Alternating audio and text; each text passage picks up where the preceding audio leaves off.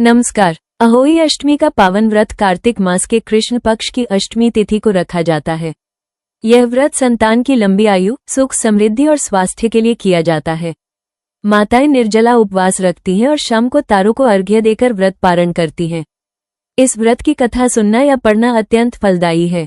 नीचे दी गई कथा पारंपरिक स्रोतों पर आधारित है, जिसमें विस्तार से घटनाओं, भावनाओं, पूजा विधि और नैतिक शिक्षा का वर्णन किया गया है। कार्तिक मास हिंदू धर्म का सबसे पवित्र महीना माना जाता है। इसमें दीपावली, गोवर्धन पूजा, भाई दूज जैसे त्योहार आते हैं, लेकिन अहोई अष्टमी का विशेष स्थान है।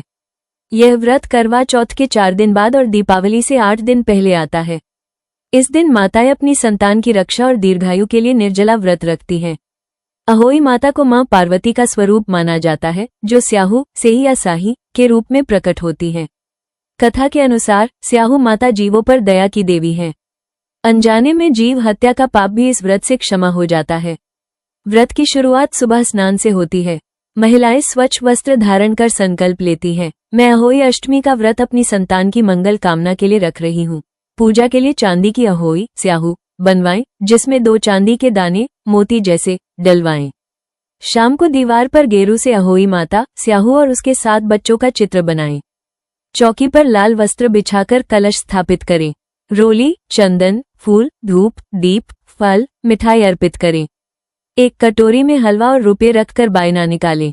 गेहूं के 7 दाने लेकर कथा सुने। कथा के बाद माला गले में धारण करें, बायना सास को दे। तारों को जल अर्घ्य दे, फिर चंद्रमा को। पारण के बाद भोजन में लहसुन प्याज न खाएं। दीपावली के बाद अहोई को गुड़ का भोग लगाकर सुरक्षित रखें। प्रत्येक पुत्र के लिए चांदी के दाने डालें।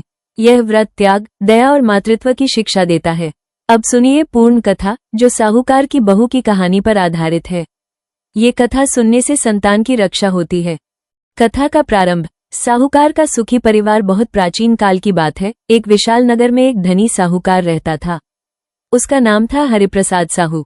साहूकार के 7 पुत्र थे, राम, श्याम, लक्ष्मण, भरत, हनुमान, गोविंद और कृष्ण। प्रत्येक पुत्र की एक सुंदर पत्नी थी, सीता, राधा, उर्मिला, कौशल्या, तारा, यशोदा और रुक्मिणी।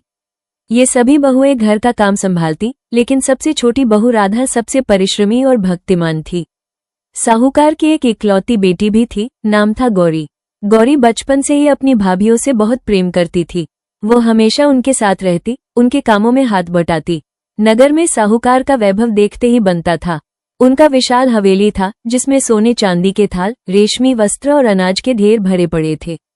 साहूकार व्यापार में कुशल थे, लेकिन सबसे बड़ा सुख था उनका परिवार। 7 पुत्र मजबूत हटे, व्यापार में सहायक। बहुएं कुशल गृहिणियां। लेकिन कार्तिक मास आते ही घर में उत्साह बढ़ जाता। दीपावली की तैयारी में सभी लग जाते।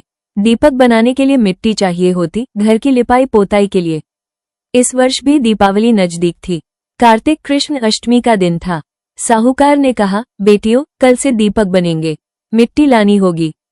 7 बहुएं तैयार हुई। सबसे छोटी बहू राधा ने कहा, माताजी, हम सब मिलकर जंगल जाएंगे। गौरी दीदी भी साथ चलेंगी। सास ने आशीर्वाद दिया, जाओ बेटी, लेकिन सावधानी से।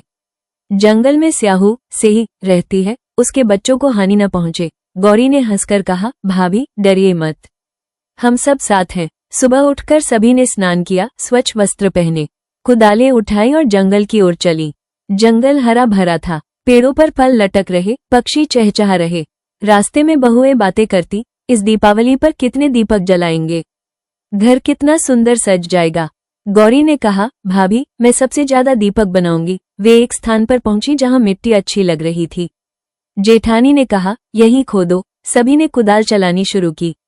मिट्टी निकलने लगी। अचानक गौरी की कुदाल नीचे फिसली। एक गड्ढे में स्याहू का बिल था। कुदाल की चोट से स्याहू के 7 बच्चे मर गए। खून बहने लगा। गौरी चीखी, अरे क्या हो गया। बहुएं दौड़ी। स्याहू मां दौड़कर आई। उसके 7 बच्चे मृत पड़े थे। स्याहू का क्रोध भयानक था। वो गरज उठी, कौन है ये हत्यारी, मेरे 7 बच्चों को मार दिया। मैं तेरी कोख बांधूंगी, तेरी संतान सदा अधर में लटकी रहेगी।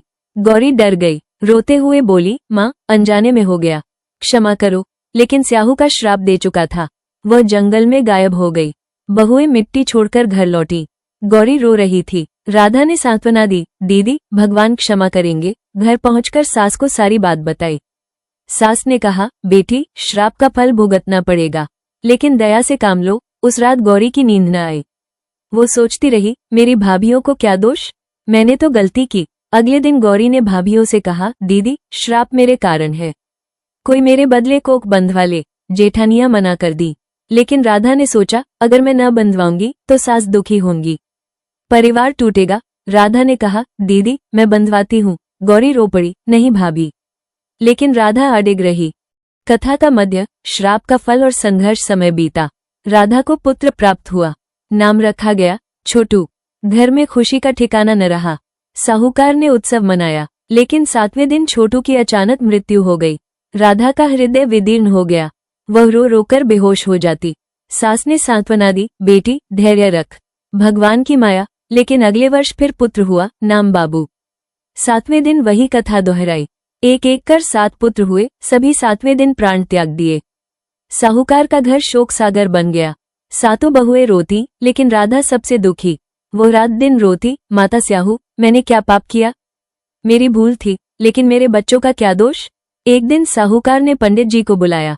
पंडित ने कहा, साहूकार जी ये स्याहू माता का श्राप है, अनजाने में जीव हत्या का फल, लेकिन उपाय है, काली सुरही गाय की सेवा। सुरही स्याहू की बहन है, उसकी कृपा से श्राप टूटेगा। राधा ने प्रण लिया। वह प्रातः काल उठती, गाय के गौशाले जाती, गोबर साफ करती, चारा डालती, दूध निकालती, गाय को स्नान कराती, कोई ना देखे ऐसा चुपचाप। गाय सोचने लगी, कौन है जो मेरी इतनी सेवा करता। एक दिन गाय तड़के जागी, देखा राधा सफाई कर रही।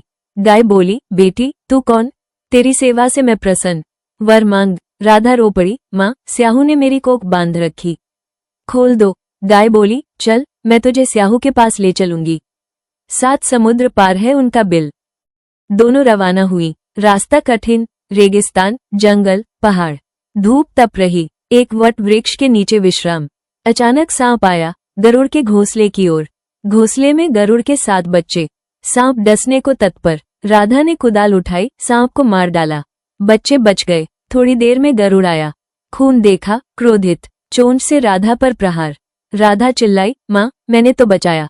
गाय बोली, सत्य कह रही, सांप को देखो। गरुड़ ने देखा, प्रसन्न, बेटी वर मांग। राधा बोली, माँ स्याहू तक पहुंचा दो। गरुड़ ने पीठ पर बिठाया, 7 समुद्र पार पहुंचाया। स्याहू का बिल विशाल। स्याहू ने देखा, बहन आओ, कितने दिनों बाद। गाय ने कहा, भायली ये राधा है, तेरी भूल है, कोख खोल। स्याहू बोली, रुको पहले सिर की जूं निकालो। राधा ने सलाई से जूं निकाली।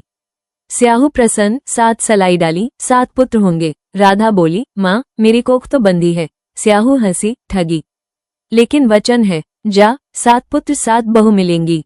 7 अहोई बनाओ, 7 उजमान करो। राधा लौटी, घर पहुंची, 7 पुत्र 7 बहू। खुशी का ठिकाना न रहा। कथा का चरम, चमत्कार और शिक्षा। राधा ने 7 अहोई बनाई, चांदी की स्याहू। 7 उजमान किए, थालियां सजाई, हलवा पूड़ी। 7 कढ़ाई, दान दिए। जेठानियां जलन से भर गईं। ये कैसे। राधा बोली, माता की कृपा। कथा फैली, सभी ने व्रत रखा। विस्तार, यहाँ नैतिक शिक्षा, दया का महत्व, अनजाने पाप का प्रायश्चित, मातृत्व का त्याग। व्रत विधि दोहराएं, विभिन्न रूपक, लोकगीत जोड़े। राधा की कहानी से प्रेरित होकर नगर की सभी माताएं अहोई व्रत रखने लगीं। एक विधवा, नाम कमला, बेटे को खो चुकी थी। उसने कथा सुनी, व्रत रखा, चमत्कार, बेटा लौटा। एक और कथा, गरीब रानी ने व्रत किया, राजा को पुत्र प्राप्ति।